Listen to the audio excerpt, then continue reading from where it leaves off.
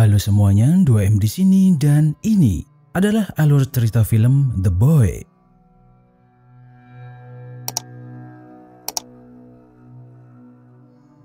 Film ini menceritakan kisah seorang wanita bernama Greta yang diterima bekerja untuk menjadi seorang pengasuh anak keluarga kaya raya di Inggris. Namun, pekerjaan Greta tidak segampang yang dikira. Dia dihadapkan dengan kejadian aneh yang malah merubah hidupnya. Semua ini diawali dari kedatangan Greta ke tempat kerja barunya. Keluarga Hilshire adalah keluarga kaya raya yang punya rumah gede banget yang letaknya berada di tengah hutan dan bukit-bukitan. Greta kagum dengan megahnya isi rumah itu dan dia jadi sungkan sampai ngelepas sepatunya karena nggak mau ngotori karpet rumah tersebut. Kedatangan Greta kemudian disusul oleh Malcolm, seorang pria yang punya toko sayur di kota. Setiap minggu, Malcolm selalu mengirim bahan makanan seperti sayur dan kebutuhan pokok lainnya ke rumah keluarga Hilshire. Mereka berdua akhirnya berkenalan dan Greta menanyakan tentang Brahms, anak pemilik rumah yang bakal diasuhnya nanti.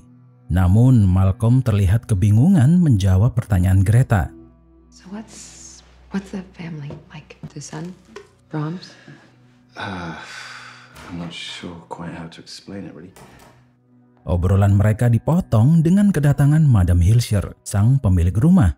Mukanya terlihat jutek pas tahu kalau Greta nggak pakai sepatu. Ketika dicari, sepatunya yang dilepas di pintu masuk tadi udah nggak ada. I was sure I left my shoes right here.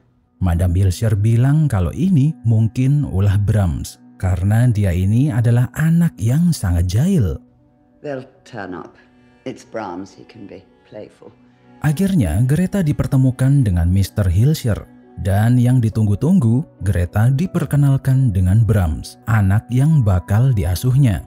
Namun di luar perkiraan, Brahms bukanlah bocah manis dan imut-imut seperti di lukisan yang dilihatnya tadi. Ternyata Brahms adalah sebuah boneka.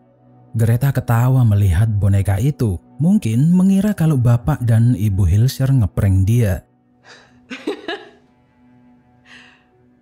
Tapi setelah melihat wajah serius mereka berdua, Greta baru paham kalau ini bukan prank, tapi beneran.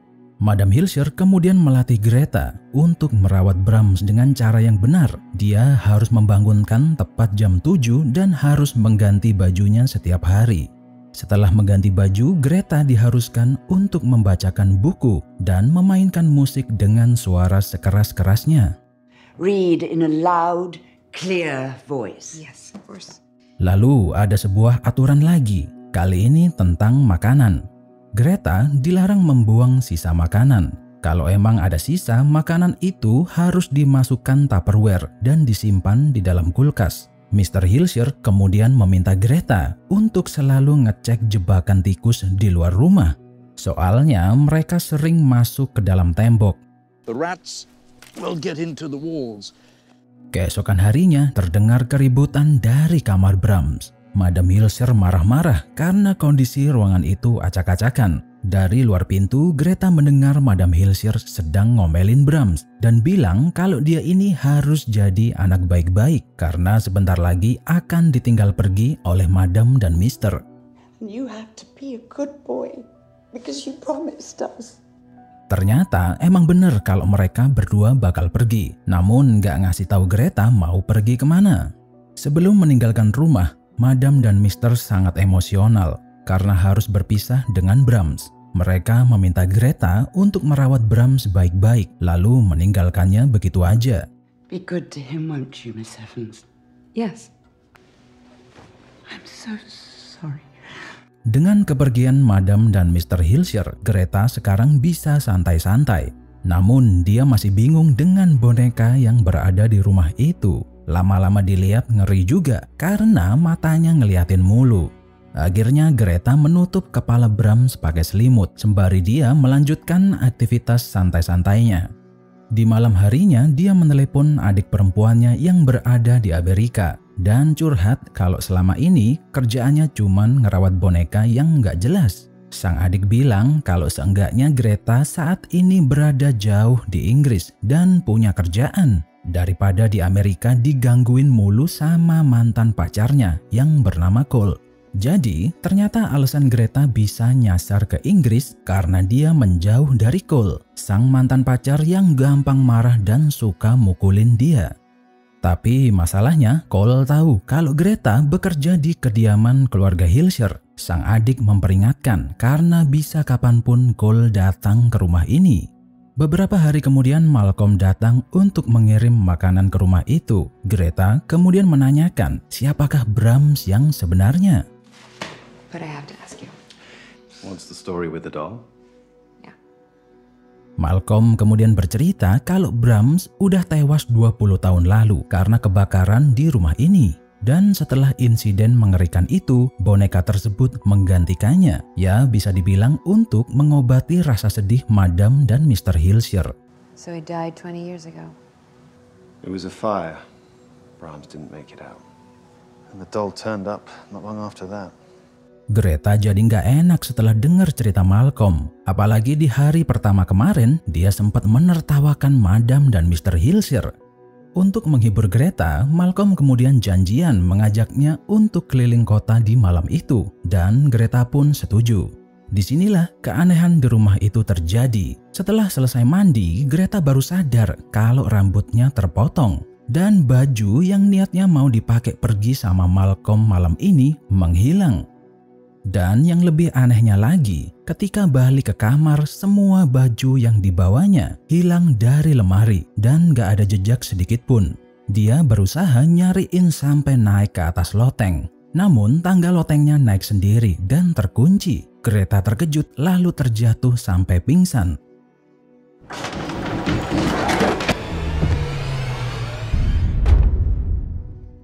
Dia terbangun keesokan harinya. Karena ruangan udah terang, Greta menyempatkan diri untuk nyariin baju-bajunya lagi. Dan gak sengaja menemukan sebuah album keluarga, di mana di situ ada koleksi foto-foto keluarga dan foto Brahms semasa dia kecil.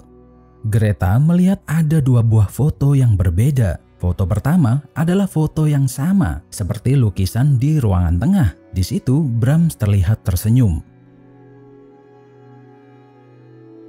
Lalu Greta menemukan foto asli dari lukisan itu, yang ternyata Brahms terlihat sedang cemberut. Setelah menemukan dan melihat foto itu, dengan anehnya tangga loteng turun dengan sendirinya. Ketika kembali ke kamar, baju-bajunya udah balik, namun posisinya acak-acakan. Dan sepatu yang sempat hilang di hari pertama, tiba-tiba muncul di depan pintu kamar Greta. Dia kemudian nyamperin Brahms di kamarnya, dan alangkah terkejutnya Greta melihat Brahms posisinya terduduk di atas kasur. Di samping Brahms ada sebuah kertas berisi 10 aturan yang harus dipatuhi Greta. Tentu saja Greta ketakutan dan lari masuk ke kamarnya lagi. Tiba-tiba telepon berdering dan terdengar suara bocah kecil memanggil namanya dan mengajaknya untuk bermain.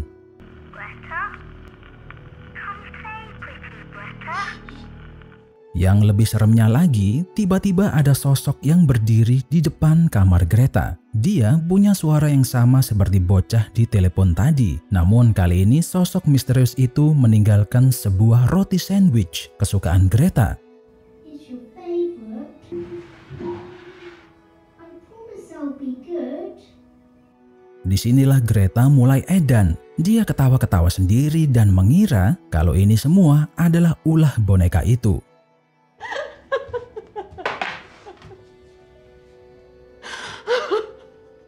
Sejak kejadian tersebut, Greta mulai nurut dan mematuhi 10 aturan yang tertulis di kertas itu. Dia menjalankan apa yang seperti Madam Hilscher minta di hari pertama, mulai dari gantiin baju, nyalain musik dengan keras, dan membacakan cerita kepada boneka Brahms. Minggu depannya, Malcolm kembali datang. Dia lagi-lagi ngajak Greta untuk jalan-jalan keliling kota. Namun dengan berat hati Greta menolak karena jelas tertulis dilarang meninggalkan Brahms sendirian di rumah. Dalam hati sebenarnya Greta pengen banget jalan sama Malcolm. Tapi daripada terjadi hal mistis lainnya, dia lebih memilih untuk tetap di rumah aja. Setelah Malcolm pergi, Greta memohon kepada boneka Brahms, kalau emang benar-benar ada roh di dalam boneka tersebut, tolonglah beri petunjuk. there's a spirit in this house, please give me a sign.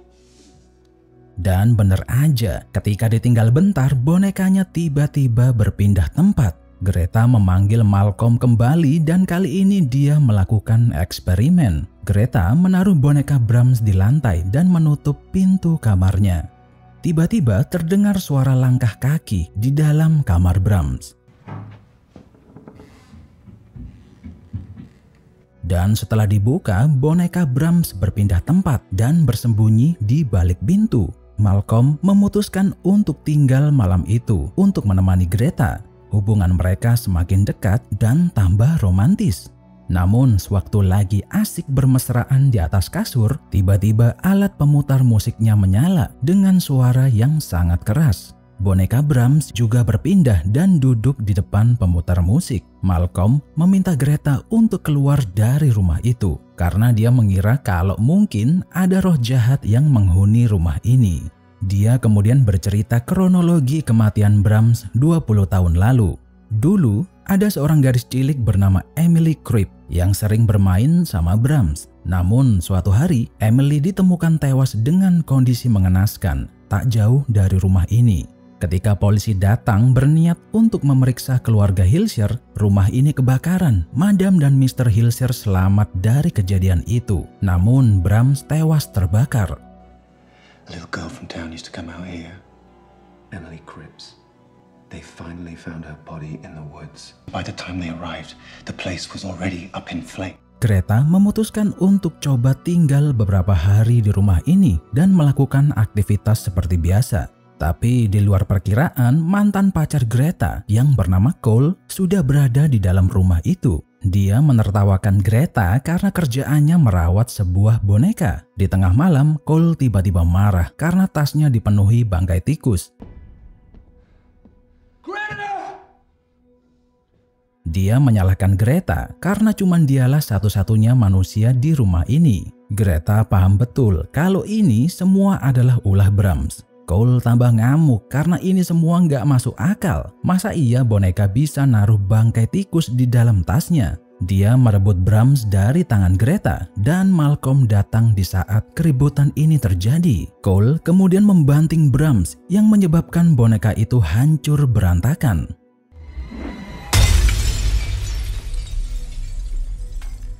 Sesaat kemudian terdengar suara langkah kaki yang asalnya dari dalam tembok. Dengan seketika ada sosok yang keluar dari balik cermin dan menghantam Cole sampai terpental.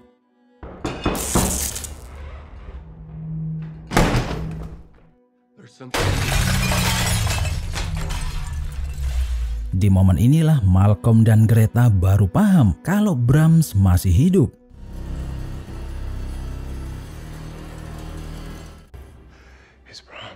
Brahms kemudian membunuh Cole, lalu mengejar Malcolm dan Greta. Mereka berdua berlari dan gak sengaja menemukan ruangan tersembunyi di balik tembok. Lorong tersebut mengarah ke sebuah kamar rahasia di mana Brahms selama ini tinggal. Di situ Greta menemukan sebuah boneka yang udah dipasangin baju yang menghilang kapan hari. Boneka itu juga dipasang wig yang dibuat dari potongan rambut Greta. Di situ juga ditemukan sebuah surat yang ditulis oleh Madam Hilscher. Surat itu ditujukan untuk Brahms yang mengatakan kalau Madam dan Mr. Hilscher nggak akan pulang karena mereka bunuh diri dan mereka menumbalkan Greta untuk menjadi teman bermain Brahms. Nasib sial menimpa Malcolm. Brahms menghajarnya sampai tak sadarkan diri. Greta memberanikan diri untuk melawan Brahms. Dia mencoba mengendalikan Brahms dan menganggapnya seperti anak kecil. Jadi Greta membentak Brahms dan menyuruhnya untuk tidur. It's time for bed now. Brahms, I said it's time for bed. Rencana Greta berhasil. Brahms menuruti apa kemauan Greta. Dia kemudian merebahkan diri di atas kasurnya. You ready for bed? Namun Greta menggunakan kesempatan ini untuk menusuk Brahms sampai tergeletak di lantai.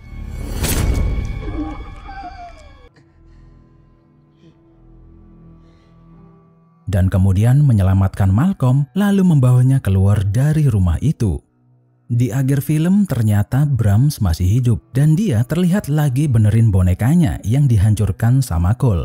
Mungkin ada beberapa dari kalian yang bingung dengan cerita di film ini karena ada banyak teka-teki yang hilang. Namun ada beberapa teori yang beredar di internet. Brahms diduga membunuh Emily sewaktu dia kecil karena punya jiwa psikopat dari lahir. Tapi karena orang tua Brahms tidak mau nama baiknya tercemar, maka mereka sengaja menumbalkan anaknya sendiri dan membakarnya hidup-hidup di dalam rumah untuk mengalihkan kasus tersebut. Namun ternyata Brahms masih hidup dan mengalami luka bakar di wajahnya. Karena merasa bersalah, Madam dan Mr. Hilscher merawat Brahms diam-diam di dalam rumah di lokasi yang nggak bisa dilihat orang lain.